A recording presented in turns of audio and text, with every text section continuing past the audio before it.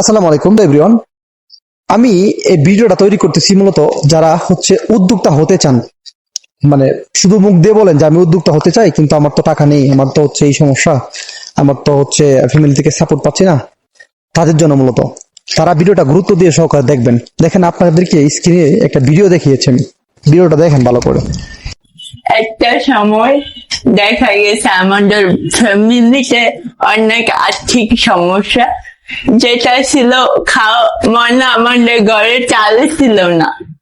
আব্বুর পকেটে 200 টাকা ছিল না যে ডাক্তার দেখাবে। তখনই আমার মাথায় আসলো আমি ফ্যামিলির বড় মেয়ে, আমাকে একটা কিছু করতে হবে বাবা মার পাশে দাঁড়ানোর জন্য। তখন থেকে আমার যাত্রা শুরু, মাত্র 1000 টাকা দিয়ে শুরু করে। একটা মেয়ে বাক প্রতিবন্ধী, সে কথা বলতে পারে না ঠিকঠাক মতো কথা বলতে পারছে না, এবং তার হাতেও সমস্যা, ঠিক আছে। সে তার ফ্যামিলি থেকে কোনো প্রকার সাপোর্ট না পেয়ে মাত্র 1000 টাকা দিয়ে শুরু করে, অর্থাৎ আর্থিক অবস্থাও তার খারাপ, ঠিক আছে।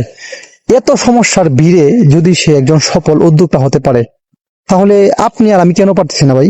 আপনি কেন পারতেছেন না? মানে আপনি তো অভিযোগ করতেছেন প্রতিনিয়ত যে আমার ফ্যামিলি থেকে সাপোর্ট পাচ্ছি না, টাকা নেই, অনেক সমস্যা। তাহলে মানে আপনার কি মনে হয় না যে এই ভিডিওটা দেখার পর আপনার অভিযোগগুলো শুধু শুধু মিথ্যা অভিযোগ?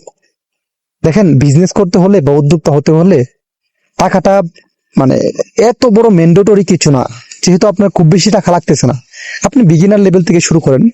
আপনি 500, 1000, 2000 টাকা থেকে, মানে রাস্তা থেকে শুরু করেন, একদিন সফল হবেন। আর বিজনেস করতে হলে সবচেয়ে বেশি দরকার হচ্ছে আপনার মানে ইচ্ছা শক্তি। আপনার যদি ইচ্ছা শক্তি থাকে তাহলে আপনি অবশ্যই সফল হবেন ইনশাল্লাহ। দেখেন, এই ভিডিওটা দেখার পর আমার কেন জানি মনে হলো যে আজকের পর থেকে আপনি আর বলি থাকবে না, আপনাকে আজকে থেকে লেগে যেতে হবে। আজকে থেকে সিদ্ধান্ত নিতে হবে যে না, আমিও বিজনেস করব, আমি হচ্ছে শুরু করে দেব। অনেক তো লেট করে ফেলেছেন, অনেক তো চিন্তা করেছেন, আর কেন ভাই? এখন শুরু করুন,